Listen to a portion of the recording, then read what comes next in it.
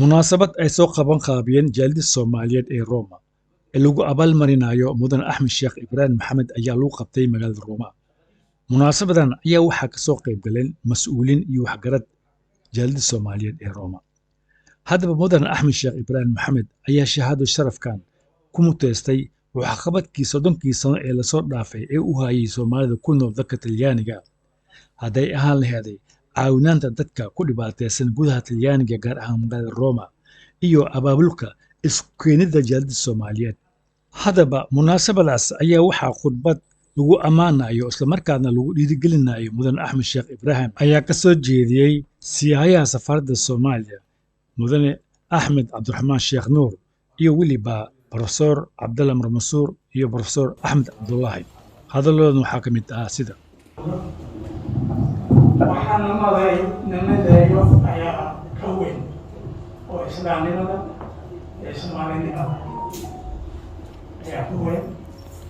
Hadda aan sheegay waa qayb inta aan xusuusanahay ka badan ayuu Axmed qabtay asagoo maartay cid walba halkaa fadhida aanan abaal u galin aanan wax u yeelin waa yaryahan u malaynayo. Marka Axmed wuxuu naga istaahilaa marka abaalmarin aan kari karin ayuu naga istaahilaa.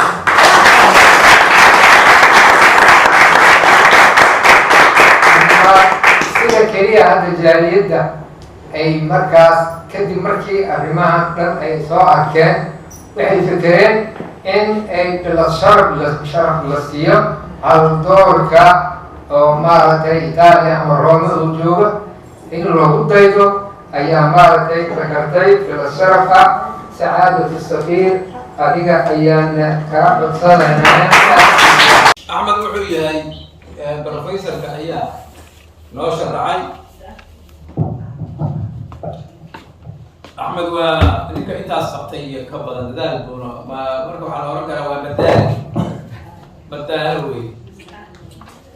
Waxaad arkaysaa asagoo kule 3 beri ma seexan. Waxaad arkaysaa 3 beri ma seexan asagoo kule aniga way ga adkaysi badan. In bulshada u adeega oo English ay yidhahdaan social worker oo bulsho adeeg. Marka waqtiga uu shaqada weliba bilaabay yaraantiisa maaha markuu bilaabay shaqada oo dowladda ku bilaabay waa 77 waxay ku qoran tahay kaarkiisa. isagoo dhalinyaro ah intaa kasii yar wuxuu sheegay shaqo badan habeen baan u shaqayn jiray. Marka waa ninka noloshiisa markii 10 sano u jiray wixii ka bilowday bulshada u adeegay cimrigiisa dalka iyo dalka u adeegay. Marka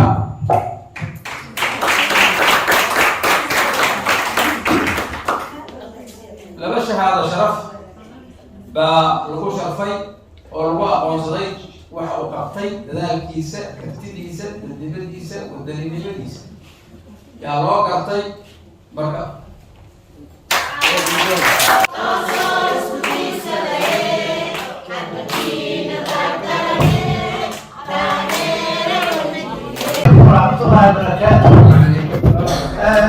amaanka soo qaybgalayaasha iyo inta maqan oo maartay Soomaalida waa joogta Itaaliya xaasatan Roma joogna laakiin wax kastoo tahay jaaliyadda Soomaaliyeed waa islaamaya waa maasantihiin.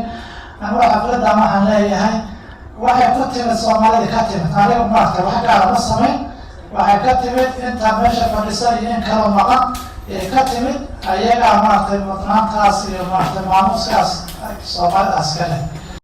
Munaasabadaas shahaado sharafka lagu guddoonsanayay mudan Axmed Sheekh Ibrahim si wanaagsan ayay ku soo gabagabowday. Maxamed Roberto, Universal TV, Roma.